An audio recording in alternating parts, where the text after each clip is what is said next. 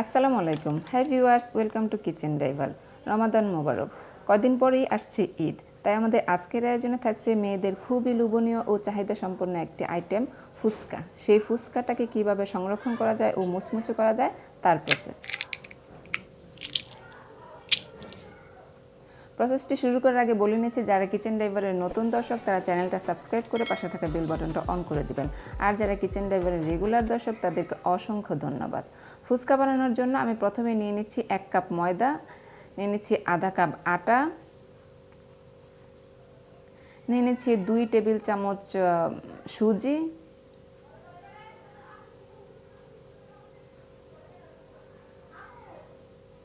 নিয়ে নিচ্ছি তাল মাখমাটা অবশ্যই নেবেন, যেটা ফুচকাতে আমরা দেখি অনেকে অবশ্য কালো জিরাটা ইউজ করে।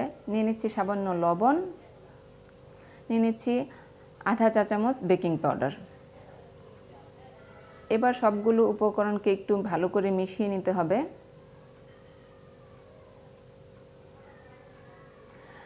এবার নর্মাল পানি দিয়ে অল্প অল্প করে এটাকে একটা শক্ত ডু বানাতে হবে।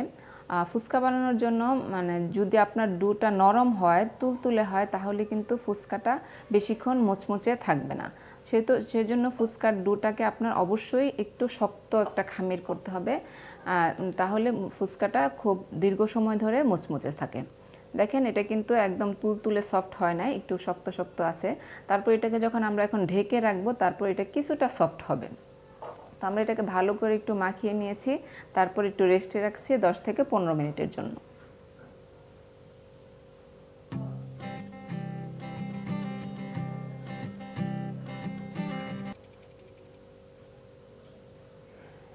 ফিরে আসলাম রেস্টের পরে। দেখেন, এটা কিন্তু এখন আগের চেয়ে একটু সফট হয়েছে, তবে খুব যে একদম তুলতুলে নরম ওইটা কিন্তু না। আমি আবারও বলছি, ফুচকার ডুটা একটু শক্ত হতে হবে, তাহলে ফুচকাটা খুব ভালো হবে।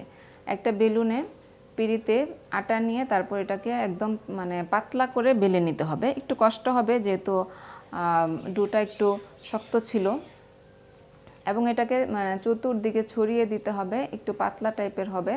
তারপর ফুচকার পরিমাণটা সাধারণত 2 ইঞ্চি যদি হয় এটার দৈর্ঘ্য প্রস্থ, তাহলে এটা খুব সুন্দর হয় সাইজটা। তো চেষ্টা করবেন 2 ইঞ্চি হয় এরকম কোনো একটা কাটার নেওয়ার জন্য। আমি আপনাকে দেখিয়ে দিচ্ছি, দেখেন এটা কীরকম, পাতলাটা কীরকম হয়েছে।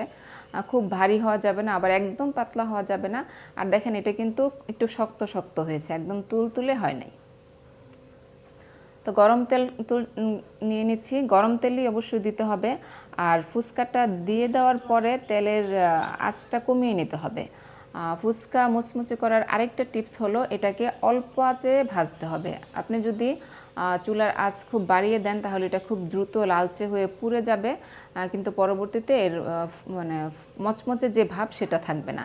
তাই একটু সময় নিয়ে, কয়েক মিনিট সময় বেশি দিয়ে অল্প অল্প আঁচে যদি আপনি এটাকে ভাজেন, তাহলে এটার কালারটা যেমন সুন্দর আসবে, আর এটার মুচমুচে যে ভাবটা সেটাও অনেক ভালো আসবে। তো আমি আপনাকে দেখিয়ে দিচ্ছি যে একটু লম্বা সময় নিয়ে একটু ভেজে দেখিয়ে দিচ্ছি। দেখেন, এটার কালারটা কিন্তু অনেক সুন্দর আসছে, একদম এইরকম কালার আসলে কিন্তু একটা জিনিস খেতেও ভালো লাগে, দেখতেও ভালো লাগে। দেখেন কি সুন্দর ফুলকো হয়েছে, আর এটা কিন্তু মচমচেও হয়েছে অনেক। আমি আরেকটা দেখিয়ে দিচ্ছি। অবশ্যই ফুচকাগুলো দেওয়ার পরে চুলার আঁচটা একটু কমিয়ে দিবেন। একটু লম্বা সময় ধরে ফুচকাটাকে আস্তে আস্তে ভেজে সুন্দর একটা কালার হবে এবং এটা মুচমুচে হবে।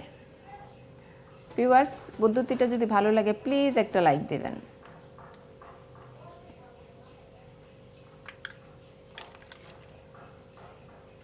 দেখতেই পাচ্ছেন কালারটা কতটা সুন্দর আসছে। যদি আপনি এটাকে একটু লম্বা সময় ধরে না ভাজতাম, তাহলে কিন্তু এরকম কুড়মুড়ে হতো না।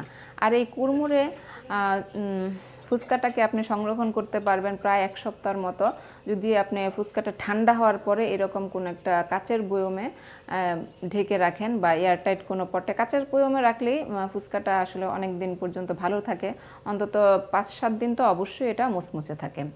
তো ভিউয়ার্স, এই ছিল আমাদের ফুচকা বানানোর প্রথম যে ফুচকার সেটার প্রসেস। তো আমি একে একে ফুচকার যেই টকটা থাকে সেটা দেখাবো, এবং ফুচকার ভিতরে যে পুরটা বানানো হয় কিভাবে খুব সুস্বাদু হয় সেটাও দেখাবো। তো আশা করি পরবর্তী রেসিপিগুলো দেখবেন। আর রেসিপিটা যদি ভালো লাগে অবশ্যই আপনার টাইমলাইনে শেয়ার করে রাখবেন, ফ্রেন্ডস ফ্যামিলির সাথে শেয়ার করবেন। আর অবশ্যই বাসায় বানিয়ে থাকলে আমার ফেসবুক পেজে বা আমার ফেসবুক গ্রুপে নিচে লিঙ্ক দেওয়া থাকবে, শেয়ার করবেন। তো ভিউয়ার, সবাইকে সামনের ঈদের অগ্রিম শুভেচ্ছা জানিয়ে এখানে শেষ করছি। আসসালামু আলাইকুম।